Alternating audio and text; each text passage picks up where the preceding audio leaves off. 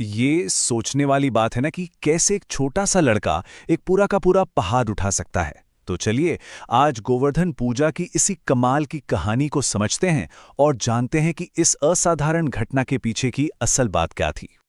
जरा कल्पना कीजिए, एक ऐसा भयंकर तूफान जो पूरे के पूरे गांव को बहला ले जाने की ताकत रखता हो, और उसे रोकने वाला एक छोटा सा बच्चा, वो भी सिर्फ अपनी एक उंगली से। ये कोई मामूली किस्सा नहीं है, यही तो गोवर्धन पूजा की कहानी का दिल है, उसकी आत्मा है।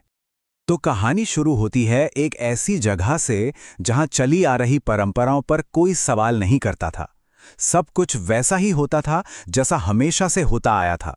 लेकिन फिर एक बहुत ही सीधे साधे सवाल ने, समझिए सीधे स्वर्ग को ही चुनौती दे दी, और उसके बाद कुछ भी पहले जैसा नहीं रहा। वृंदावन का वो शांत सा गांव, वहां जिंदगी की गाड़ी चलती थी, बारिश के देवता इंद्र की कृपा से। फसल अच्छी हो, बारिश समय पर हो, सब कुछ उन्हीं पर निर्भर था। और उनकी पूजा करना, ये तो एक ऐसी रस्म थी जो न जाने कितनी पीढ़ियों से चली आ रही थी। पर इस शांत माहौल में एक आवाज उठी, नन्हे कृष्ण की। उनका सवाल बड़ा सीधा था, पर बहुत गहरा। हम इंद्र की पूजा क्यों करें, जबकि हमें सब कुछ तो इस गोवर्धन पर्वत से मिलता है? यही तो हमारा असली पालनहार है। बस इस एक सवाल ने सदियों से जमी हुई मान्यताओं को जैसे हिलाकर रख दिया। तो आप देखिए, यहां दो अलग अलग विचारधाराएं आमने सामने थी। एक तरफ पीढ़ियों से चली आ रही परंपरा जो कहती थी कि भाई इंद्र ही सब कुछ हैं, और दूसरी तरफ कृष्ण का ये एकदम नया नजरिया कि असली पूजा तो उस प्रकृति की होनी चाहिए जो हमें सीधे तौर पर पालती पोसती है। ये सिर्फ कोई छोटी मोटी बहस नहीं थी, ये सोच में एक बहुत बड़े बदलाव की शुरुआत थी।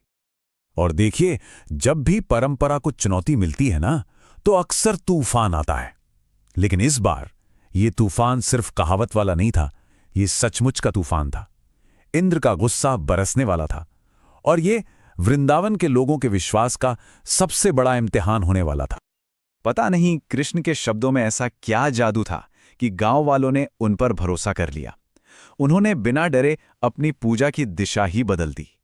अब उनकी सारी श्रद्धा, सारी प्रार्थनाएं सीधे उस गोवर्धन पर्वत के लिए थी जो उन्हें असल में जीवन दे रहा था। और उधर स्वर्ग में जब इंद्र ने यह देखा, तो उनका अहंकार बुरी तरह चोट खा गया।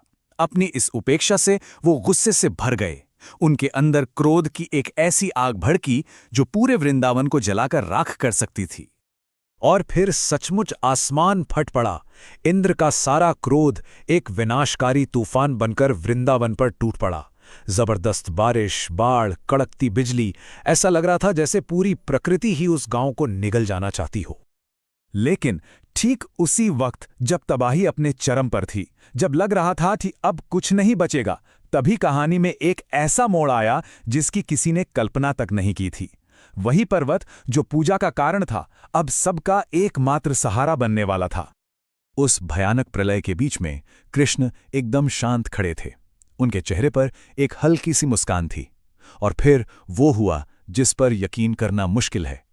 उन्होंने पूरे के पूरे गोवर्धन पर्वत को अपनी छोटी उंगली पर ऐसे उठा लिया मानो वो कोई छाता हो, कोई खिलौना हो। और ये कोई एक पल का चमत्कार नहीं था। पूरे 7 दिन और 7 रात कृष्ण उस पर्वत को अपनी उंगली पर उठाए खड़े रहे। बाहर इंद्र का क्रोध बरसता रहा, और उस पर्वत के नीचे पूरा वृंदावन, सारे लोग, सारे जानवर एकदम सुरक्षित थे। आखिरकार इस अद्भुत शक्ति के सामने इंद्र का घमंड भी चूर चूर हो गया। उन्हें अपनी गलती का एहसास हुआ। उन्होंने तूफान रोक दिया, और जो बारिश अभी तक विनाश ला रही थी, वही अब आशीर्वाद की कोमल फुहारों में बदल गई। पर यह कहानी सिर्फ अतीत में ही नहीं रह गई, ये आज भी हमारे बीच जिंदा है, एक बहुत ही खूबसूरत त्योहार के रूप में, जिसे हम कहते हैं अन्नकूट, जिसका मतलब है भोजन का पहाड़। अन्नकूट, सोचिए, इस एक शब्द में ही पूरी कहानी का सार छिपा है।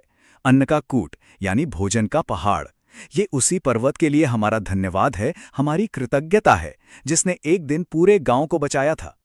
और आज भी जब ये त्योहार मनाया जाता है, तो लोग सचमुच में पकवानों का पहाड़ बनाते हैं।